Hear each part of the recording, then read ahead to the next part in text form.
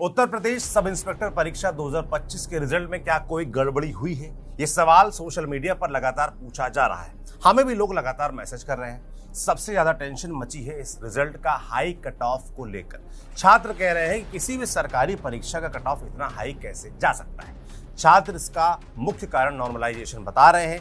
अब क्या है ये नॉर्मलाइजेशन, क्या पूरा विवाद है, क्यों कुछ सोशल मीडिया पोस्ट करने वालों के खिलाफ मुकदमा दर्ज हो गया है, और Uttar Pradesh police recruitment and promotion board जो ये परीक्षा कंडक्ट करवाती है वो क्या कह रही है, सब बताएंगे आपको। नमस्ते, मेरा नाम सौरभ त्रिपाठी है, आप न्यूज पिंच देख रहे हैं। सबसे पहले परीक्षा के बारे में जान लीजिए। 12 अगस्त 2025 को यूपी पीआरपीबी ने यूपी में सिविल पुलिस में आने वाले एसआई, पीएसी के प्लाटून कमांडर, एसआई की महिला बटालियन और प्लाटून कमांडर स्पेशल फोर्स के लिए 4543 पदों पर भर्ती निकाली। इसके बाद 6 मार्च को छात्रों को बताया गया कि उनका सेंटर कौन से शहर में पड़ने वाला है। 11-12 मार्च को एडमिट कार्ड जारी किया गया और 14-15 मार्च को प्रदेश भर में परीक्षा हुई।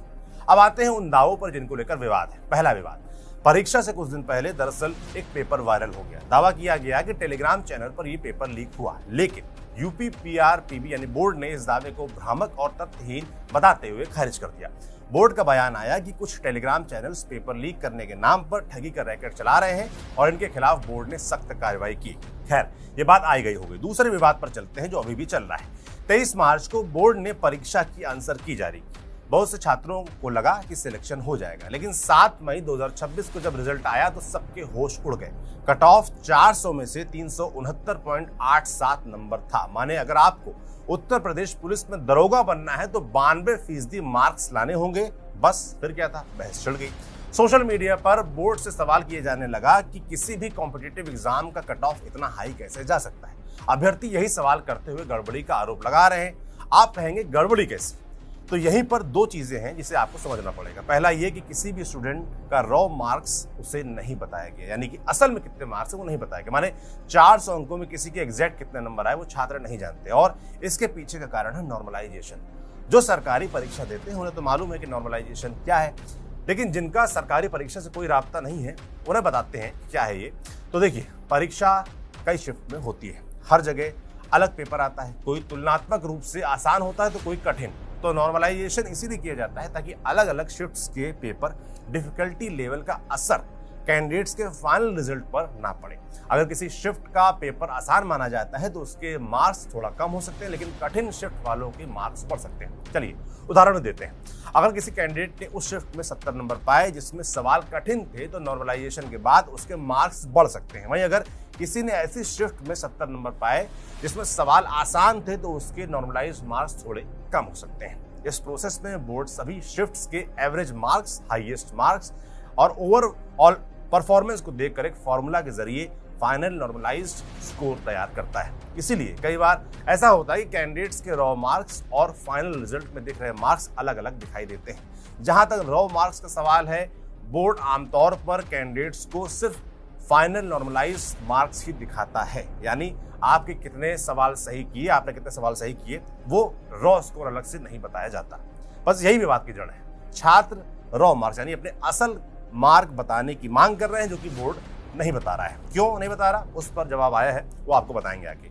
पर छात्र अपनी इस मांग पर अड़े हुए हैं। वो ये जानना चाहते हैं कि किस शिफ्ट वाले स्टूडेंट को कितने मार्क्स का फायदा या नुकसान हुआ, और shift wise average, standard deviation, top percentile data क्या था। इसके साथ ही रिजल्ट में कैंडिडेट्स के नाम के साथ साथ उसके पेरेंट्स के नाम भी जारी करने की मांग रखी गई है ताकि रिजल्ट में डुप्लीकेसी नहीं हुई है इसकी पुष्टि की जा सके। बोर्ड का इस डिमांड पर कहना है कि वो अभी रॉ मार्क्स नहीं बता सकती। क्यों नहीं बता सकती?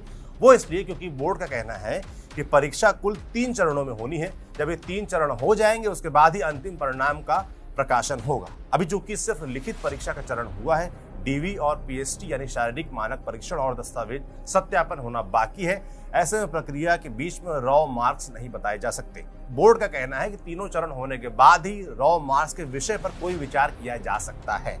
बोर्ड ने परीक्षा में गड़बड़ी के आरोप लगा रहे अभ्यर्थियों के लिए एक और बात कही है वो ये कि अगर छात्रों के पास कोई फैक्चुअल इंफॉर्मेशन या सबूत है तो उसे प्रॉपर चैनल से बोर्ड को सबमिट करें, बिना किसी ठोस सबूत के सोशल मीडिया पर आरोप न लगाएं।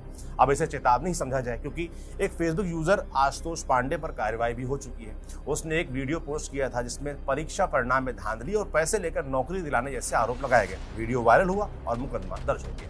तो ये थी पूरी कहानी यूपीएससी 2025 के उस रिजल्ट की और उसके विवाद की। एक तरफ छात्र हैं जो रॉ मार्क्स और डेटा मांग रहे हैं, दूसरी तरफ बोर्ड है जो कह रहा है कि सबूत लेकर आओ तब आरोप लगाओ वरना मुकदमा होगा। लेकिन सवाल यह है कि जब डेटा ही सार्वजनिक नहीं होगा तो सबूत आएगा कहां से? देखिए, हमारा मानना है कि सरकार और बोर्ड को मुकदमेबाजी चेतावनी के बजाय छात्रों की चिंता को सुनना समझना चाहिए। वो इतना हाई कट ऑफ पर सवाल खड़े कर रहे हैं तो उस पर ऐसी सफाई सामने आनी चाहिए जिससे अभ्यर्थी संतुष्ट हो सके, और इसके लिए बेस्ट रास्ता है संवाद का, ना कि किसी मुकदमे का। बाकी हम इस मामले पर नजर बनाए रखेंगे और जैसे ही कोई अपडेट आएगा आप तक हम जरूर पहुंचाएंगे। आपके पास कोई और जानकारी हो, कोई सबूत हो, कोई दस्तावेज हो तो हमें बता सकते हैं। हमसे कोई छूटा हो तो वो भी हमें मेल कर सकते हैं आप thenewspinch@gmail.com पर। मेरा नाम सौरभ त्रिपाठी है, कैमरे के पीछे फरमान है। देखते रहिए न्यूज पिंच। शुक्रिया।